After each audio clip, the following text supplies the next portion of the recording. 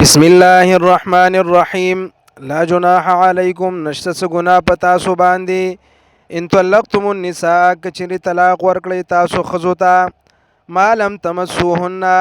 کله چې لاس نوی وروړی تاسو دوی ته او تفریدو لهن او نوی مقرر کړی تاسو دوی لره فریدتن څه مهر. الله فرمایي په داسې وخت کې که تاسو مهر هم نه مقرر کړی او جمام نه کړي دخول هم نه کړي نو په تاسو خو څه لازم نه ده په طور احسان مالدار دي د خپلې ښځې سره احسان وکړي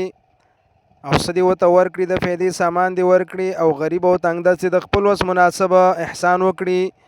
ومتعوهن او څه فایده ورکړي دوی ته علی الموسع شته په مالدار باندې قدره د خپل وس مناسبه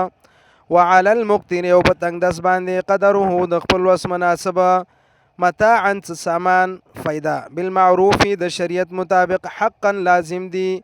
علی المحسنین په نیکانو باندې. وان طلقتموهن او کچری طلاق ورکړی تاسو دوی ته من قبل مخکې ان تمسوهن د دینه چې لاس وروړی وي تاسو دوی ته مطلب جما مو کړی وي دخول مو کړی وي وقد فرضتم او دویم شرط دا دی مقرر کړی وي تاسو لهن د پاره د دې ښځو فریدتن څه مهر. نو په داسې وخت کې الله فرمایي فنصف ما فرضتم نو نیمه حصه د هغې مهر ده چې مقرر کړی وي تاسو